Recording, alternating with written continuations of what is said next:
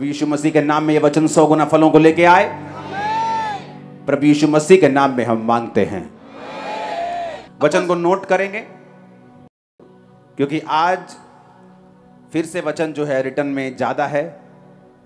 जो थर्सडे मैंने बताया था, दूसरा राजा 4 उसकी 1 से 7 आयत, नीति वचन 22 उसकी 4 आयत, यूहन्ना 6 उसकी 1 से 14 आयत, नीति वचन 22 उसकी 7 आयत, व्यवस्था विवरण 28 उसकी 1, 2 और 12 आयत, नीति वचन 3 उसकी 9 से 10 आयत, मलाकी 3 उसकी 10 आयत, पहला तीमुथियुस 6 उसकी 10 आयत, लूका 16 उसकी 14 आयत, व्यवस्था विवरण 15 उसकी 5 से 7 आयत, नीति वचन 23 उसकी 4 आयत, ये नए ऐड हुए हैं थर्सडे से, व्यवस्था विवरण 8 उसकी 18 आयत, नीति वचन 10 उसकी 22 आयत, यहोशू 9 उसकी 1 से 20 आयत, मत्ती 6 उसकी 31 से 33 आयत। 10 तक मैंने थर्सडे वाले बोले हैं, मैं 11 से रिपीट करता हूं। नीति वचन 23 उसकी 4 आयत, व्यवस्था विवरण 8 उसकी 18 आयत। नोट करते जाओ, कॉपी और पेन के बिना मत आओ, खासकर डिलीवरेंस वीक्स में। नीति वचन 10 उसकी 22 आयत, यहोशू 9 उसकी 1 से 20 आयत, मत्ती 6 उसकी 31 से 33 आयत। मैं 1 से 10 भी रिपीट कर रहा हूं दोबारा, ताकि जो थर्सडे नहीं थे यहां वो भी इसको दोबारा लिख लें, पढ़ लें और समझ लें। दूसरा राजा 4 उसकी 1 से 7 आयत, नीति वचन 22 उसकी 4 आयत, यूहन्ना 6 उसकी 1 से 14 आयत, नीति वचन 22 उसकी 7 आयत, व्यवस्था विवरण 28 उसकी 1, 2 और 12 आयत, नीति वचन 3 उसकी 9 और 10 आयत, मलाकी 3 उसकी 10 आयत, पहला तीमुथियुस 6 उसकी 10 आयत, लूका 16 उसकी 14 आयत, व्यवस्था विवरण 15 उसकी 5 से 7 आयत। अपने हाथों को उठा लो, खुदावन से बात करो। आज जितना वचन मैं सुनूंगा खुदावन, मैं 100 गुना फलों को लेके आऊंगा। ऊंची आवाज में खुदावन से बात करो, वचन के लिए अपनी प्यास को परमेश्वर को जाहिर करो। खुदावन से बात करो, परमेश्वर आप वचन के लिए मैं तेरा प्यासा हूं, उस वचन के लिए खुदावन का थैंक्स करते हुए ऊंची आवाज में प्रार्थना करेंगे 5 मिनट, ऊंची आवाज में।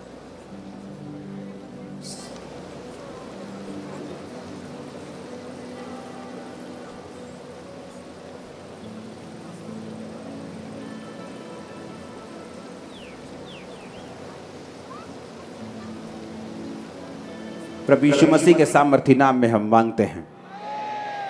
मैं पढ़ना चाहूंगा एक स्टोरी से, यहोशू 9 जो 1 से 20 आयत के बीच में है। इस स्टोरी से मैं वचन शुरू करना चाहूंगा ताकि आपको यह मालूम हो कि आपकी पोजीशन वचन में क्या है। यह सुनकर हित्ती, अमोरी, कनानी, परिज्जी, हिब्बी, यबूसी जितने राजा यरदन पार पहाड़ी देश में और नीचे के देश में और लबानोन के सामने के महासागर के तट पर रहते थे, एक मन होकर यहोशू और इजराइलियों से लड़ने को इकट्ठे हुए। जब गिबोन के निवासियों ने सुना कि यहोशू ने यरीहो और ए से क्या क्या किया है, तब उन्होंने छल किया और राजदूतों का भेष बनाकर अपने गधों पर पुराने बोरे, पुराने फटे और जोड़ लगे हुए मदिरा के कुप्पे लाद कर, अपने पांवों में पुरानी टाकी लगी हुई जूती पहनकर, तन पर पुराने कपड़े पहनकर, भोजन के लिए सूखी और उल्ली लगी हुई रोटी ले ली। तब वो गिलगाल की छावनी में यहोशू के पास जाकर इजरायली पुरुष से कहने लगे, हम दूर देश से आए हैं, इसलिए तुम हमसे वाचा बांधो, कॉवेनेंट करो, हमसे एक वाचा बांधो। इजरायली पुरुषों ने उन हिब्बियों से कहा, क्या जाने तुम हमारे मध्य में ही रहते हो, फिर हम तुमसे वाचा कैसे बांधे। उन्होंने यहोशू से कहा, हम तेरे दोस्त हैं। तब यहोशू ने उनसे कहा, तुम कौन हो और कहां से आए हो। उन्होंने कहा, तेरे दास बहुत दूर के देश से तेरे परमेश्वर यहोवा का नाम सुनकर आए हैं, क्योंकि हमने सब सुना है कि उसकी कीर्ति और जो कुछ उसने मिस्र में किया है और जो कुछ उसने एमोरियों के दोनों राजाओं से किया जो यरदन के उस पार रहते थे, अर्थात हेशबोन के राजा सिहोन से और बशान के राजा ओग से जो अश्तरोत में था। इसलिए हमारे यहाँ के वृद्ध लोगों ने और हमारे देश के सब निवासियों ने हमसे कहा कि मार्ग के लिए भोजन वस्तु लेकर उनसे मिलने को जाओ और कहना हम तुम्हारे दोस्त हैं और अब हम तुमसे वाचा बांधेंगे। जिस दिन हम तुम्हारे पास चलने को निकलने थे उस दिन हम ये अपने घर से गर्म रोटी लाए थे और ताज़ी लाए थे, देखो अब ये सूख गई है और इसमें फफूंद भी लग गई है।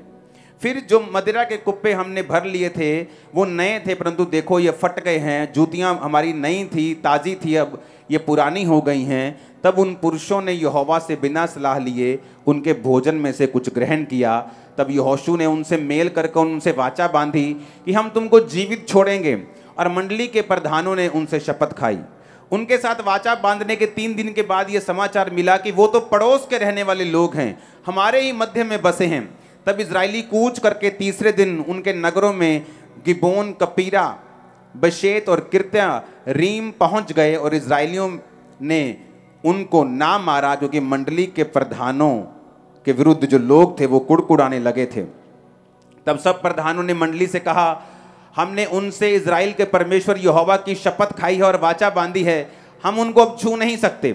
हम उनसे यही करेंगे कि उस शपथ के अनुसार हम उनको जीवित छोड़ देंगे, नहीं तो हमारी खाई हुई शपथ के कारण, कवनेंट वाचा के कारण हम पर क्रोध पड़ेगा।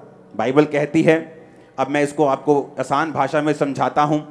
जब परमेश्वर ने इजराइलियों को बोला कि मैं तुमको सब हित्ती, यबूसी, सब कनान के देश दूंगा, तो बाइबल कहती है जब मूसा चला गया और उसकी जगह यहोशू खड़ा हुआ, तो परमेश्वर ने यहोशू को बोला ये देश तेरे सामने है, इनको लड़ता जा और जीतता जा, मैं तेरे साथ हूं। तो बाइबल कहती वो लड़ते जाते थे और जीतते जाते थे। जब आपने तीसरी आयत में पढ़ा कि जब गिबोन के निवासियों ने सुना कि उन्होंने यरीहो और ए के साथ क्या क्या किया है। यरीहो कौन सा नगर था? जिसके आसपास एक बहुत बड़ी दीवार थी। वो दीवार छोटी मोटी दीवार नहीं थी, 20-25 फुट के करीब वो दीवार इतनी मोटी थी कि उस दीवार के ऊपर घर बने हुए थे, इतनी मोटी वो दीवार थी। उस शहर का किला इतना मजबूत था कि कोई भी दुश्मन उस दीवार को तोड़ नहीं पाता था और लड़ नहीं पाता था, वो अजय रहते थे। लेकिन बाइबल में आपने पढ़ा हुआ है कि किस तरह परमेश्वर ने कहा था इजराइलियों को कि रोज एक चक्कर लगाना, 7 दिन चक्कर लगा के 7वें दिन 7 चक्कर लगाना, हालेलुया का नारा मारना, दीवार गिर जाएगी।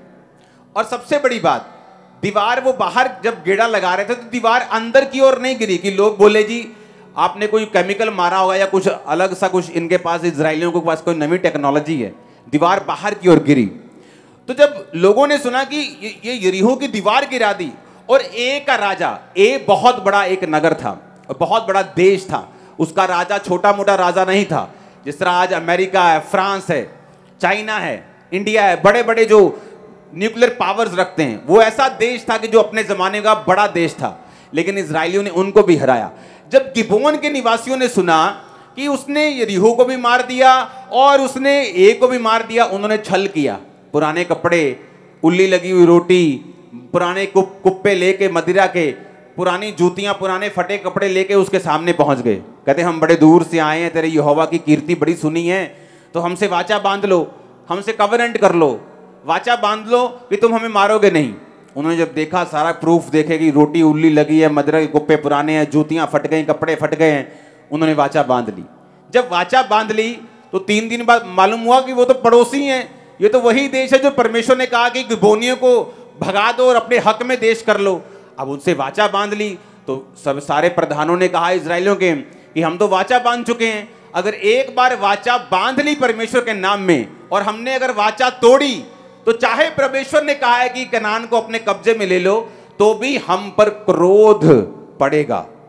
ये स्टोरी मैंने आपको क्यों बताई? क्योंकि वाचा का एक बड़ा महत्व है बाइबल में। वाचा का आज का इंग्लिश मतलब है एग्रीमेंट करना। आप कोई किराए पे जगह लेते हो, एग्रीमेंट होता है। आप कोई किराए पे मकान देते हो, एग्रीमेंट होता है। क्या एग्रीमेंट होता है? कि 11 महीने से पहले हम खाली नहीं करवाएंगे, 11 महीने आप टाइम पर मुझे किराया दोगे। उस एग्रीमेंट को तोड़ने वाला लॉ के अगेंस्ट जाएगा। लोग जॉब देते वक्त एग्रीमेंट करवाते हैं, साल का, 2 साल का, कि अगर बिना छोड़े, बिना बताए जॉब छोड़ी या किसी भी कारण से, तो तुम्हारे खिलाफ एक्शन होगा। जब एग्रीमेंट हो जाता है तो कोई भी उस एग्रीमेंट को तोड़ता नहीं, नहीं तो कानून उसके खिलाफ हो जाता है। इतनी बात समझ आई कि नहीं आई?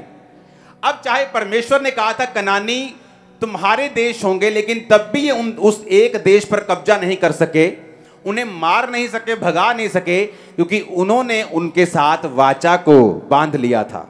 इतनी बात समझ आई कि नहीं आई? अब ये बात को आपको बड़े ध्यान से समझना है। बाइबल में कुछ ऐसी वाचाएं हैं, कुछ ऐसे एग्रीमेंट हुए हैं आपके परमेश्वर के संग। अब्राहम के संग हुए थे और परमेश्वर ने अब्राहम के साथ एक वाचा बांधी थी। वो वाचा थी तुम्हारे वंश तक चलेगी। अब तुम बोलोगे मैं तो अब्राहम के वंश से नहीं हूं। टेक्निकली जो कोई जीसस क्राइस्ट पर बिलीव करता है और यीशु मसीह को मानता है और उसने बपतिस्मा लेकर पवित्र आत्मा पाकर परमेश्वर को फॉलो किया है, पवित्रताई में चल रहा है, तो टेक्निकली वो अब्राहम की संतान है।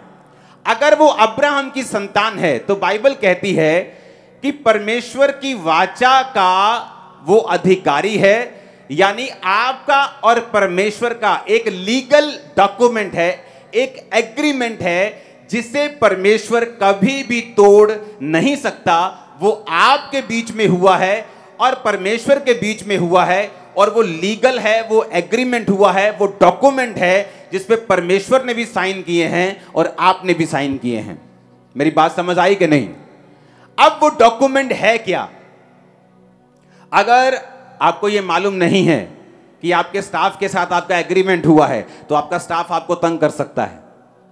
लेकिन जब उनको मालूम होता है मैं एग्रीमेंट के नीचे हूं, तो कोई आपको धमकी देने नहीं आता। आपका मकान मालिक आपको बोलने नहीं आता कल खाली कर दो, चलो खाली कर दो, पानी ज्यादा छोड़ दिया खाली कर दो।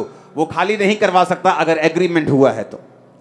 अब मैं ये चाहता हूं आप इस बात को बड़े ध्यान से समझें कि वो एग्रीमेंट क्या था जो परमेश्वर ने आपके साथ किया है। हालेलुया। व्यवस्था विवरण 15 उसकी 5 से 7 आयत। परमेश्वर ने कहा इतना जरूरी है कि तू अपने परमेश्वर यहोवा की बात मन लगाकर सुने और सारी आज्ञाओं को जो मैं तुझे सुनाता हूं चौकसी करे, तब तेरा परमेश्वर यहोवा अपने वचन के अनुसार तुझे आशीष देगा। तू बहुत जातियों को उधार देगा, परंतु तुझे उधार लेना ना पड़ेगा।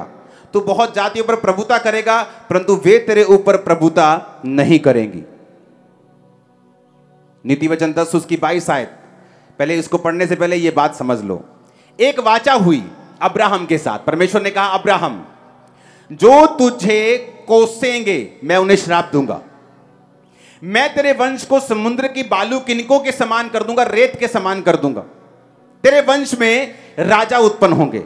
आज आप प्रकाशित वाक्य के अनुसार क्या हैं? राजा हैं और याजक हैं। अब सुनो ध्यान से, मैं आ रहा हूं पॉइंट के ऊपर, ध्यान से समझना। जब परमेश्वर ने एक वाचा बांध ली कि मैं तेरे साथ एक वाचा बांधता हूं,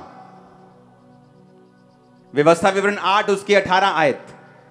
तू अपने परमेश्वर यहोवा को याद रखना, क्योंकि वही है जो तुझे संपत्ति प्राप्त करने की सामर्थ्य देता है। कहीं धन लिखा है, कहीं संपत्ति लिखा है। नीति वचन 10:22। धन यहोवा की आशीष से ही मिलता है और वो उसके साथ दुख नहीं मिलाता। सबसे बड़ी मिसकंसेप्शन, सबसे बड़ा कंफ्यूजन जो कलीसिया में है वो ये है कि धन शैतानी है, पैसा शैतानी है। लेकिन बाइबल कहती है, पहला तीमुथियुस के वचन को पढ़ेंगे, रुपयों का लोभ सब प्रकार की बुराइयों की जड़ है। पैसा शैतानी नहीं है, पैसे का लोभ। क्योंकि अगर पैसे का लोभ होगा तुम चोरी भी कर लोगे, डाका भी मार लोगे, कब्जे भी कर लोगे, अगर पैसे का लोभ है तो। लेकिन अगर तुम परमेश्वर को याद रखोगे, उसने कहा अगर तू परमेश्वर यहोवा को याद रखे, वो तुझे ताकत देगा वेल्थ लेने की, संपत्ति लेने की, धन प्राप्त करने की, धन कमाने की। अब बड़े ध्यान से समझना। एक बार एक व्यक्ति क्रिश्चियन था। वो क्रिश्चियन था, चर्च जाता था, लेकिन उसने कहा कि मैं अपने टाइथ में, मैं अपने दशवांश में परमेश्वर के साथ वफादार नहीं था। कभी दे देना, कभी खर्चे आ गए नहीं दिया, कभी निकाल दिया, कभी उसी टाइथ की कभी किसी और को दे दिया, किसी हेल्प कर दी। ये टाइथ नहीं, टाइथ मतलब परमेश्वर के भवन में। जब उसने कहा कि ऐसा मैं करता रहा तो मेरे बच्चे हो गए, मेरी शादी हो गई। कहता सब ठीक चल रहा था, कमा रहा था, खर्चा हो रहा था, लेकिन कहता एक घटना मेरे जीवन में हुई और मेरी पत्नी ने मेरे खिलाफ डाइवोर्स केस दायर कर दिया। कहता उधर से मेरा फाइनेंस ढीला, उधर से डाइवोर्स केस, उधर से बच्चे, उधर से मेरी जॉब पे खतरा पैदा हो गया और सब कुछ मेरा डाउन चला गया, सब कुछ व्यर्थ हो गया। जब मेरे पास जॉब भी नहीं थी, डाइवोर्स केस दायर हो गया, खाने के वांदे पड़ गए, तो मेरे उसके दोस्त भी क्रिश्चियन थे। तो कहता मैं अपने दोस्तों के साथ जब शेयर करता था कि यार मैं टाइथ नहीं दे पा रहा हूं, तो कहता मेरे दोस्त भी यही बोलते थे कि डोंट वरी, परमेश्वर को पैसों से मतलब नहीं है। फिर क्या हुआ, तेरे दिन अगर खराब चल रहे हैं तो कोई बात नहीं, परमेश्वर तो दिल को देखता है, तू चिंता मत कर। पर कहता जब मैं टाइथ नहीं दे पा रहा था तो कहता वो सिचुएशन बदली नहीं और मेरे जीवन में और खराब और कड़क हो गई। जब एलिया उस विधवा के पास गया, जब अकाल पड़ चुका था, उसके पास एक रोटी के लिए एक मुट्ठी आटा और एक कुप्पी में एक थोड़ा सा तेल था। एलिया ने कहा ये रोटी तू बना। उसने कहा तेरे पास क्या है? उसने कहा थोड़ी सी रोटी है, रोटी बनाने के लिए आटा और तेल है। एलिया ने कहा सबसे पहले ऐसा कर, यहोवा के कहने के अनुसार ये तेल और ये जो मैदा है इससे रोटी बनाकर मुझे खिला। तब परमेश्वर कहता तेरा आटा और तेरा तेल कभी खत्म नहीं होगा। जब हम परमेश्वर के सामने जाते हैं कि परमेश्वर मुझे आशीष दे, तो मैंने आपको बताया था कि वो किस चीज के ऊपर आशीष दे। परमेश्वर मुझे बरकत दे, खाली हाथ के ऊपर क्या बरकत दे? क्या खालीपन बढ़ा दे आपका? जब हम कहते हैं प्रभु मुझे आशीष दे, परमेश्वर कहता है मैं किस चीज पर आशीष दूं? तो एलिया को ये जो लॉ था ये मालूम था कि परमेश्वर किस चीज को बढ़ाएगा, किस चीज के ऊपर आशीष देगा। तो उसने कहा था एक नबी जिसको कौवे खिला सकते हैं, एक नबी जो खुदा से बात करके बादल बांध सकता है, 3.5 साल बारिश बंद कर सकता है, वो अपनी रोटी का इंतजाम भी कर सकता है। गहरी स्टडी एलिया के ऊपर बताती है कि जब एलिया अकाल के दिनों में था और राजा की रसोई में सिर्फ खाना था, ढाबे बंद हो चुके थे और कौवे वहां से रोटी और मांस उसको लाके देते थे, और जब तक वो बस नहीं कहता था वो तब तक सप्लाई आती थी। और जब अकाल में लोग पतले हो रहे थे, एलिया मोटा हो रहा था। अब ध्यान से समझो, अब एलिया वही एलिया कह रहा है विधवा से, क्या बोल रहा है? ये रोटी मुझे खिला। अब देखने को वो लालची लग रहा होगा, बड़ा ही जिसे बोलते हैं कि नॉनसेंस फील आ रही होगी कि यार बड़ा इनसेंसिटिव बंदा है। वो कह रही मेरे पास रोटी एक रह गई है, हम इसे खाएंगे, 1 दिन 2 दिन 3 दिन के बाद मर जाएंगे, और ये कह रहा है मुझे खिला। और बाइबल कहती कांपते हाथों से उसने रोटी बनाई और एलिया को खिलाई। जैसे एलिया ने रोटी खाई, उसने कहा अब से तेरा आटा और तेरा तेल कभी खत्म नहीं होगा। आप जानते उन्होंने नहीं खाया, उनके रिश्तेदारों ने भी खाया, उसमें से खत्म नहीं हुआ। क्यों? ये लॉ है, ये कानून है। परमेश्वर इमोशनल नहीं है। जब उसे वचन मालूम हुआ, उसने कहा मैंने फैसला कर लिया कि मैं अपनी घटी में भी टाइथ दूंगा। टाइथ देना शुरू किया। परमेश्वर ने जॉब को रिस्टोर करना शुरू कर दिया, बरकतों को देना शुरू कर दिया, जॉब की इंक्रीमेंट होनी शुरू हो गई। 16 ही महीनों के दौरान सारी सिचुएशन चेंज हो गई। वो बंदा आज सुपर ब्लेस्ड है, इतने कमा रहा है कि बता नहीं सकता। आपको मालूम है क्यों नहीं बता सकता? है फॉरेन का है। थर्सडे ले हैंड हुआ, एक टेस्टिमनी आई एक सिस्टर की, उसकी फोटो दिखाना जरा सिस्टर की।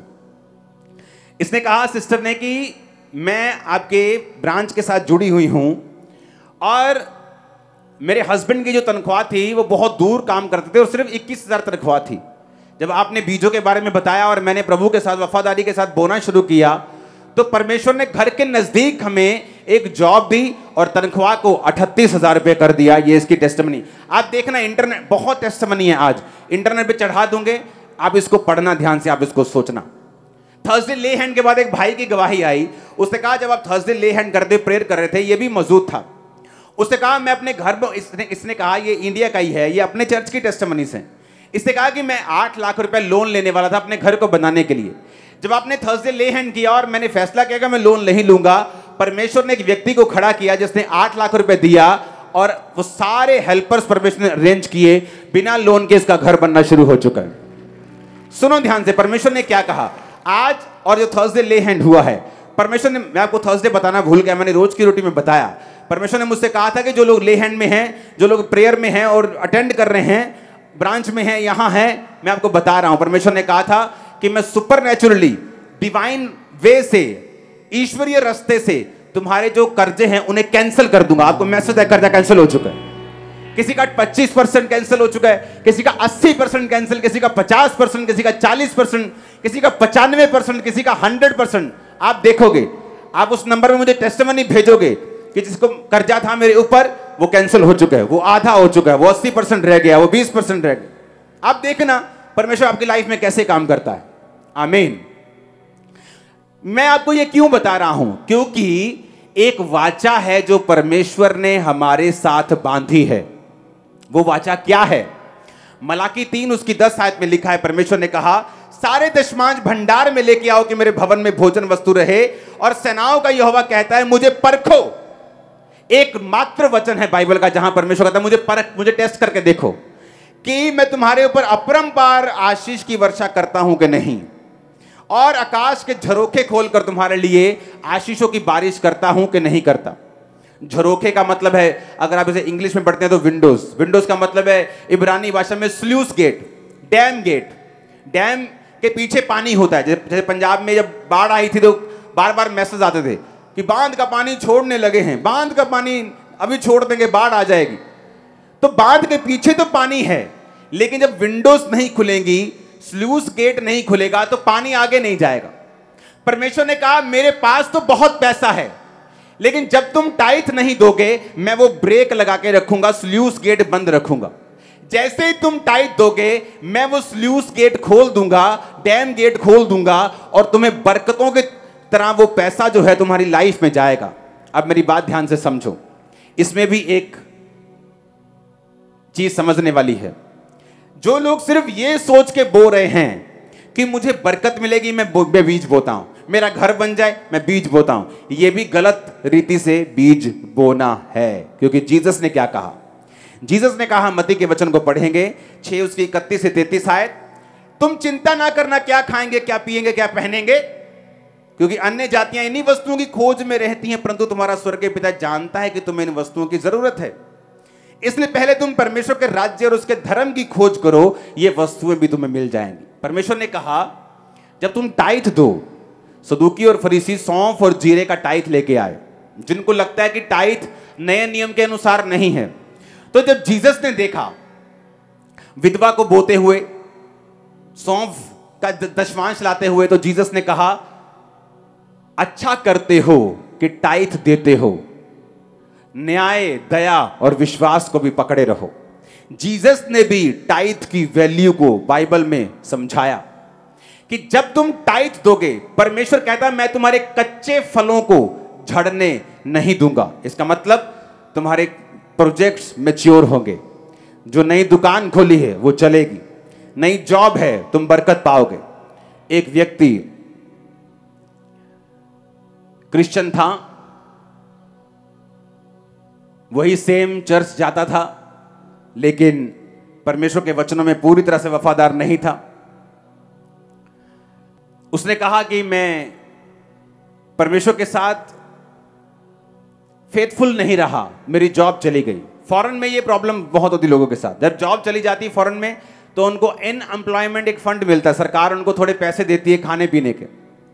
तो उसने कहा कि मैं जब, कहता मैं सड़क पे खड़ा होके, अब की टेस्टिमनी है ये, कहता सड़क पे खड़ा होके प्रभु से क्वेश्चन करता था। कहता मैं क्रिश्चियन था, कहता मेरी जॉब चली गई, मेरे बच्चे भूखे रहने लगे, हम वो खाना लाने लगे जो बहुत ही सस्ता है, वो चीजें खाने लगे, मैगी खा ली, ऐसी चीजें खा ली।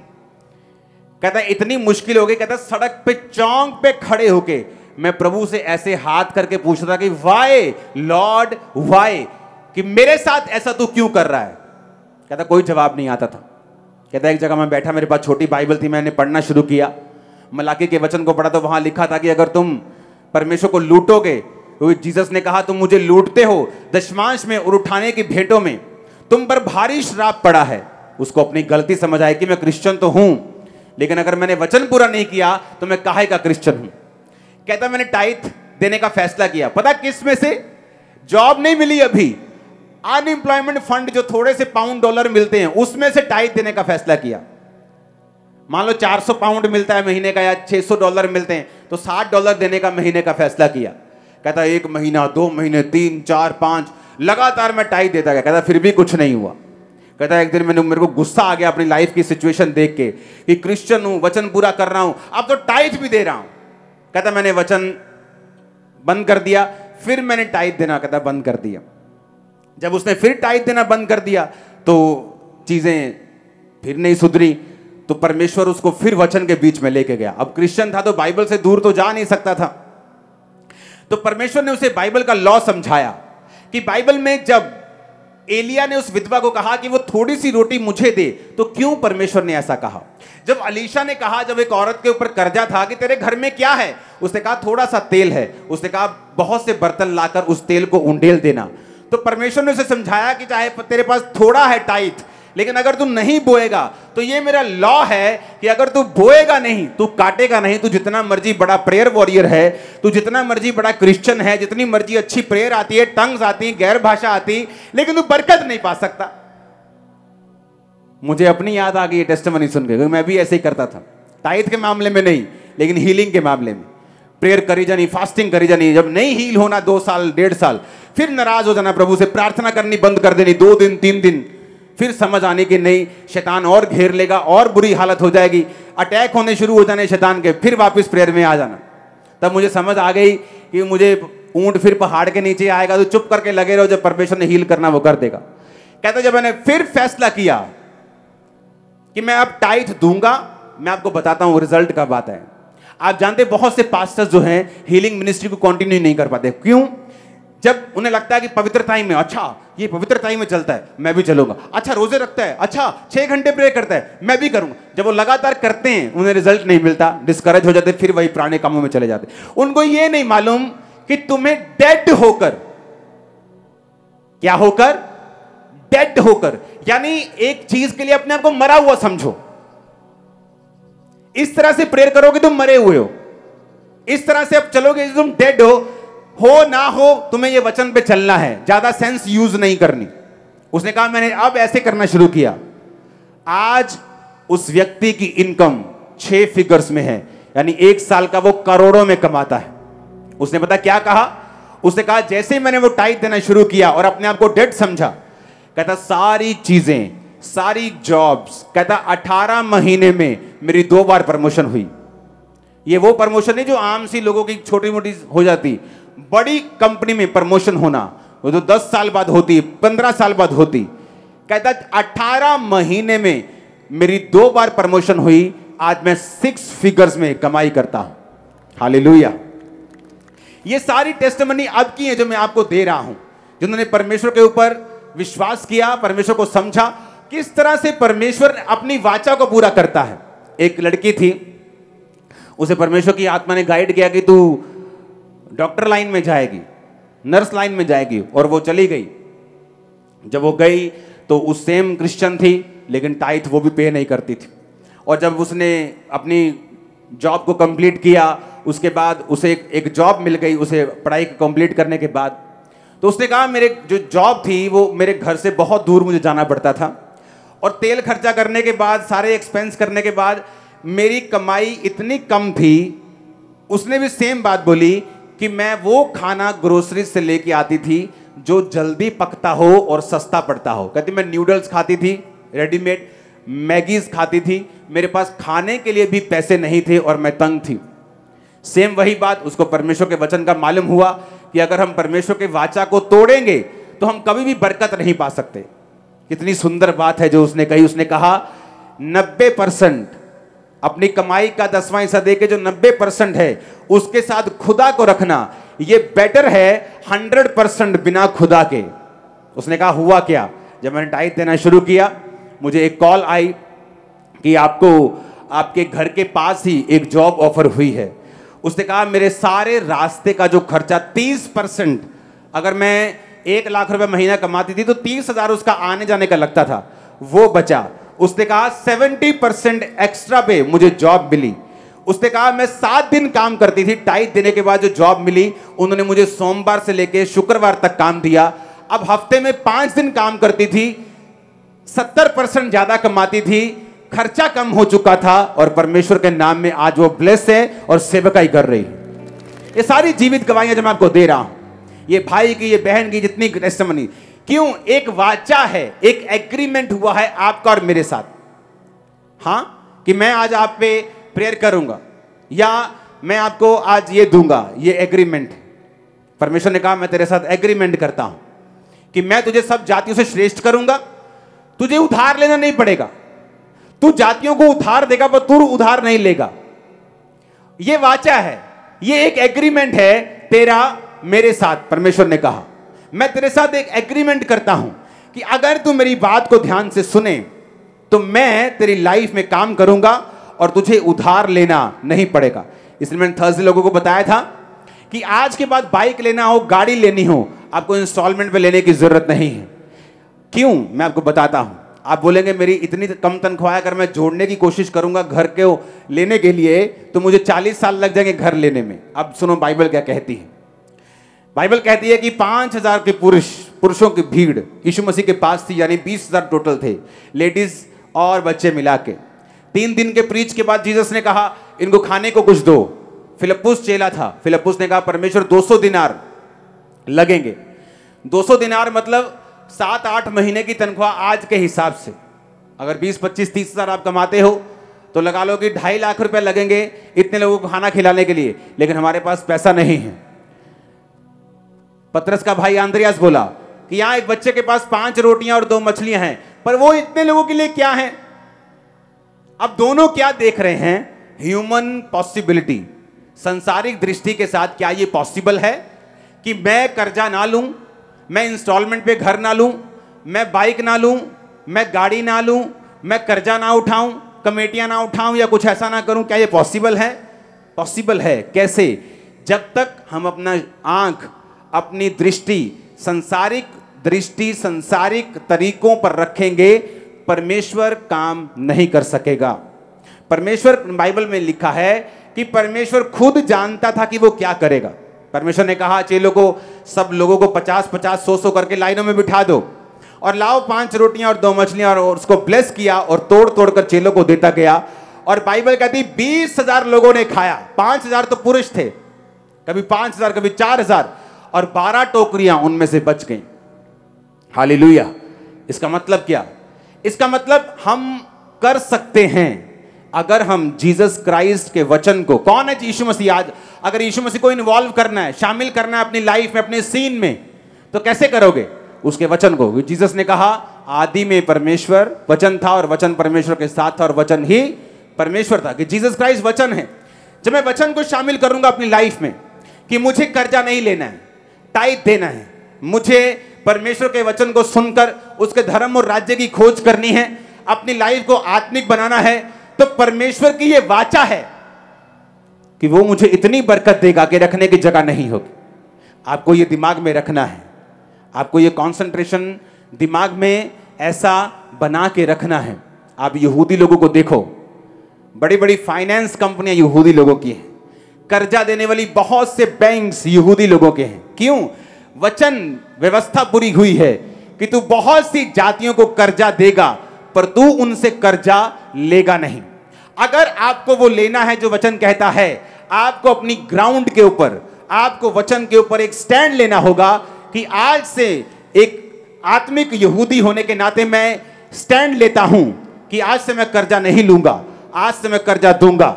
और आप क्या देखेंगे, चाहे आपकी तनख्वाह उतनी ही है, आप टाइट पे कर रहे हैं, परमेश्वर इंतजाम करेगा। आप वही बाइक्स लेंगे कैश चेक्स में, वही गाड़ियां लेंगे फुल पेमेंट के साथ, वही घर बनाएंगे। आप देखेंगे यीशु के नाम में आमीन ऊंचा चाहिए चर्च। नीति वचन 23 उसकी 4 में क्या लिखा? उसने कहा धनी होने के लिए परिश्रम ना करना, अपनी समझ का भरोसा छोड़ना। क्या लिखा? एक तरफ परमेश्वर कहता है कि मैं तेरे हाथों के कामों पर बरकत दूंगा, एक तरफ परमेश्वर कहता है कि I will give you power to get wealth, और एक तरफ कहता है धनी होने के लिए परिश्रम ना करना और अपनी समझ का भरोसा छोड़ना। क्योंकि धनी होने के लिए आपको वो परिश्रम नहीं चाहिए जो लोग करते हैं, दिन और रात की किच किच पिच पिच जो वो करते हैं। आपको वचन के ऊपर चलना है। आप एक टाइदर को अगर देखेंगे जो टाइट देते हैं, आप अगर उनको देखेंगे वो मेहनत नहीं करते जो लोग करते हैं, लेकिन उनका रिजल्ट उनसे कहीं ज्यादा है, कहीं अधिक ज्यादा, क्योंकि परमेश्वर उनकी मेहनत के ऊपर बरकत दे रहा है, उनकी फिजूल खर्चियों को खत्म कर रहा है। अगर आप अपनी जिंदगी का हिसाब लगाएं, जितना टाइट हमने नहीं दिया और कुछ सालों में अगर हम अपनी फिजूल खर्चियों को उन सालों में देखें, वो उनसे ज्यादा निकलेंगी जो टाइट हमने परमेश्वर को देना था। हम हॉस्पिटल में खर्चा करने के लिए तैयार हो जाते हैं, लेकिन टाइट पे नहीं करते। कर्ज हमारे ऊपर लेने के लिए तैयार हो जाते हैं, लेकिन टाइट पे नहीं करते। हालेलुया। एक औरत की गवाही मैंने आपको थर्सडे दी थी कि एक बिजनेसमैन औरत थी कि जब बिजनेस चल रहा था तो उसने कहा कि मैं क्रिश्चियन थी लेकिन टाइट पे नहीं करती थी। सब कुछ ठीक था, थोड़े बैंक से लोन था, सब कुछ अच्छा चल रहा था। अचानक एक रिसेशन आया, थोड़ा डामाडोल हुआ, बिजनेस कम हो गया, लोन बढ़ गया, बैंक का लोन बढ़ गया, थोड़ी सारा गड़बड़ हो गई, लेकिन फिर भी ठीक था। अपने फैमिली के साथ खाना पीना, कहती ये नहीं कि मैं टाइट नहीं देती थी तो मेरी इंस्टॉलमेंट नहीं जा रही थी, इंस्टॉलमेंट जा रही थी, बिजनेस में कमाई आ रही थी, पर कहती उस कमाई से इंस्टॉलमेंट देते देते मेरी पूरी जिंदगी बीत जाती, लेकिन वो लोन खत्म नहीं होता। अगर मैं 40 की हूँ तो 70 की हो जाती तो भी वो लोन खत्म नहीं होता। वो इतना करोड़ों में लोन चला गया था। पर कहती सब वैसे सब ठीक था, लोन चल रहा था, इंस्टॉलमेंट चल रही थी, ऐसे नहीं कि मैं टाइट नहीं देती थी, कुछ ऐसे ही हाहाकार मच गई थी। लेकिन मुझे ये मालूम था कि मेरी लाइफ में कर्ज ऑपरेट कर रहा है, श्राप ऑपरेट कर रहा है।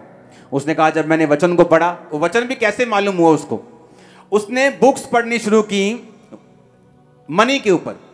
तो नेचुरली जो वो बुक्स पढ़ने लगी मनी के ऊपर, तो वो उन ऑथर्स ने लिखी थी जो बाइबल पे विश्वास करते थे। और जब वो बुक्स पढ़ने लगी और बाइबल पे विश्वास करने वाले ऑथर्स की बुक्स पढ़ने लगी, तो उन्होंने मेंशन किया था कि ये लॉ है प्रकृति का कि किसान चाहे रोए, चिल्लाए, दुखी हो जाए, मर जाए, आत्महत्या कर ले, बिना बीज के उसके फसल नहीं हो सकती। वो जाएगा, बीज बोएगा तो फसल होगी। बहुत से प्रेयर वॉरियर अब टूटे हुए क्यों होते फाइनेंशियली? उन्हें लगता है हम बहुत प्रेयर करते हैं, 8 घंटे प्रेयर करते हैं। कुछ पास्टर्स भी 6-6 घंटे प्रेयर करके फाइनेंशियली बरकत नहीं पाते। क्यों? क्योंकि प्रेयर करना आपकी बरकत फाइनेंशियली का कारण नहीं बन सकता, क्योंकि प्रेयर करना एक अलग मसला है, बीज बोना एक अलग मसला है। मेरी बात को ध्यान से समझना, ये एक लॉ है। अगर आप लॉ को तोड़ेंगे, आप इमोशनली बोल सकते हैं खुदा पैसा नहीं देखता, लेकिन एक्चुअल में ऐसा नहीं है। बाइबल कहती है उसने विधवा को 2 दमड़ियां डालते हुए देखा और बोला वो अमीर जो अपने 5 लाख की इनकम से 500 बो के गया है वो श्रापित है, लेकिन वो विधवा जो अपने सारी कमाई में से चाहे वो 50 पैसे ही हैं, छोड़ो यार तुम। आज एक बंदा यहां चर्च में बैठा है जिसकी जेब में 10 रुपए हैं, वो 10 ही डाल के जा रहा है, और एक बंदा जो लाख रुपए है उसकी जेब में और 500 डाल के जा रहा है। वो 500 वाला ब्लेस नहीं, मैं आपको बता रहा हूं, सच कह रहा हूं। चाहे उसकी ऑफरिंग उससे 50 गुना ज्यादा है, परमेश्वर ऑफरिंग नहीं देख रहा, तुम्हारे पास क्या है और तुम कितना दे रहे हो, उस हिसाब से परमेश्वर देख। ये लॉ है, आप तोड़ेंगे आपकी मर्जी है। इसहाक आया, इसहाक कहता मेरे बेटे मैं तुझसे प्यार करता हूं एसाव, याकूब से ज्यादा, मैं तुझे कुछ देना चाहता हूं, आशीर्वाद। ऐसा कर जा और मेरे मन पसंद का शिकार करके मीट मुझे खिला, तुझे आशीर्वाद दूं। जब हम ये सीन देखते हैं हमें लगता है कोई भूखड़ बंदा जिसने रोटी ना देखी हो वो कह रहा है। ऐसे लगता है ना कई बार कि एक भूखा बंदा मिला, बोल रहा है भाई साहब कुछ खिला दो, हैं रब तनु बरकत दूंगा। ये भूखा बंदा है। जिस इसहाक की मैं बात कर रहा हूं उसकी वेल्थ इतनी थी कि राजा लोग उससे जेलसी करते थे। लोग जो राजे के करीब मंत्री होते थे वो राजा को सलाह देते थे कि भाई साहब आप इसहाक को अपने देश से निकाल दो, क्योंकि अच्छा नहीं है कि एक बंदा आपसे भी अमीर हो, एक बंदा गवर्नमेंट से भी अमीर हो, कल को पूरी सल्तनत पे कब्जा कर लेगा, इतना इन्फ्लुएंस वाला बंदा है, इसको निकाल दो। इसहाक इतना इन्फ्लुएंशियल, इतना ब्लेस्ड, इतना अमीर था, लेकिन जब बरकत देने की बारी आई अपने बेटे को, तो क्या बोला? कुछ लेके आ, कुछ लेके आ। क्या चाहिए? शिकार का मीट लेके आ। हालेलुया। और वो गया लेने, मां ने सुन लिया, यकूब को बनाकर भेज के बोल दिया, बोल मैं ही हूं। गले में बाल बूल लपेट दिया, वो रुआर मनुष्य था एसाव। याकूब थोड़ा चिकना था, तो बाइबल कहती वो आया और कहा बापू ये ले। कहता इतनी जल्दी आ गया? कहता परमेश्वर ने तेरे हाथ मेरे हाथ में कर दिया।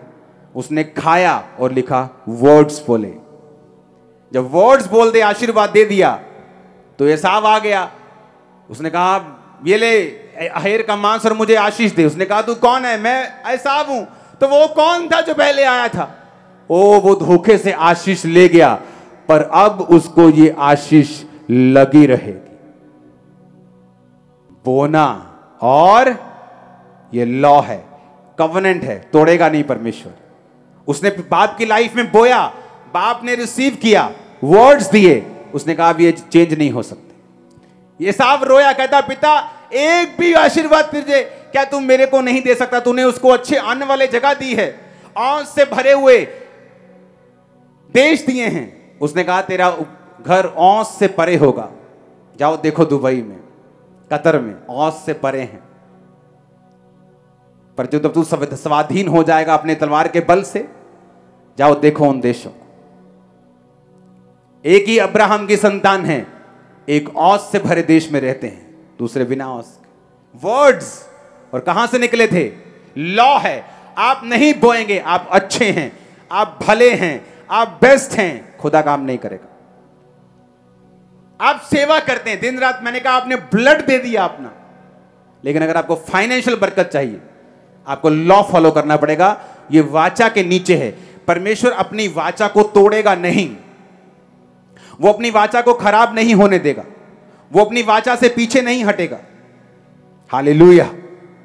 वो अपनी वाचा जो परमेश्वर ने एक बार बोल दिया है ना, परमेश्वर उससे पीछे नहीं हटेगा, लेकिन उस वाचा का एक एग्रीमेंट जो है, उसके टर्म्स एंड कंडीशंस हैं।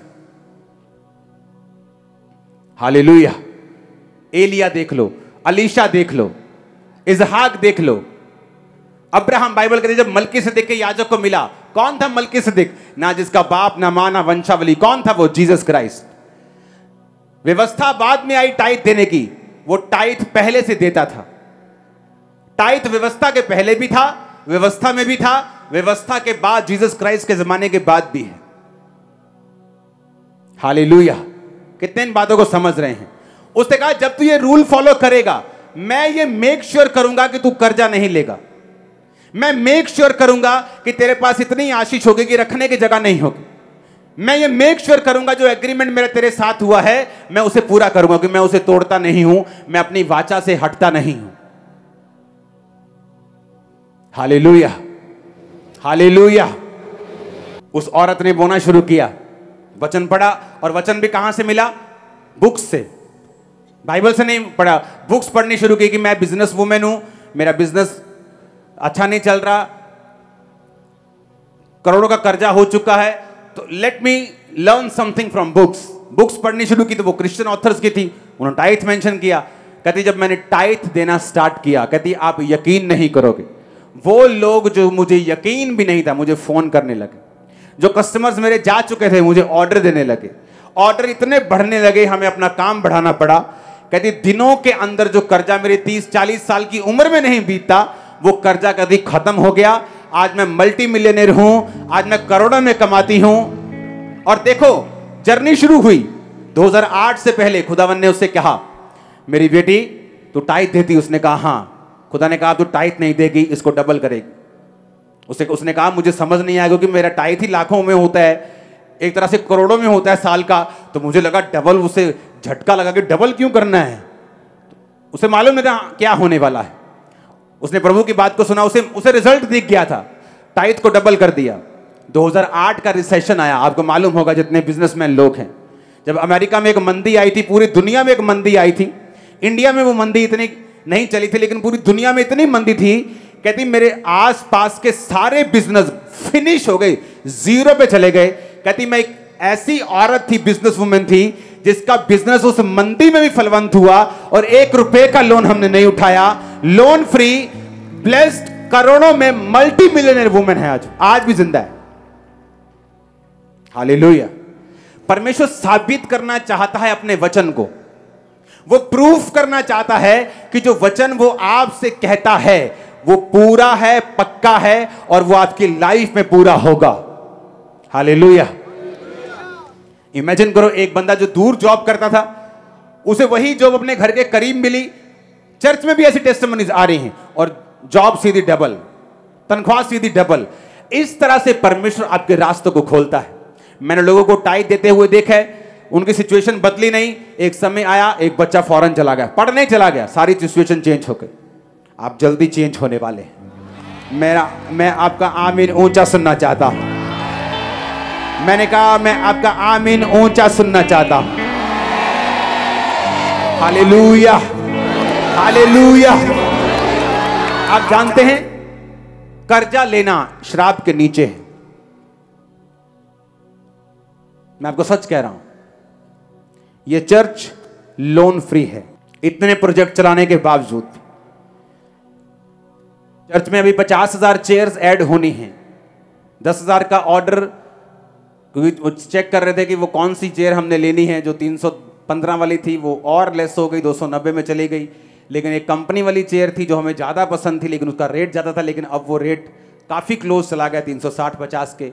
तो अभी वो 36 लाख रुपए की 10,000 चेयर्स अगले हफ्ते आपके बीच में पहुंच जाएंगी। पहले लॉट की जो है वो एंट्री हो जाएगी। चर्च का काम भी शुरू हो जाएगा, मेन पंडाल जो है वो भी तैयार होना शुरू हो जाएगा, क्योंकि आपका जो मेन है पेयर माउंटेन वो कंप्लीट हो चुका है। अब सारी टीम चर्च में काम कर रही है। हालेलुया। तो ये चीज़ें हैं। और देखो, व्यवस्था विवरण हम 28 को पढ़ेंगे।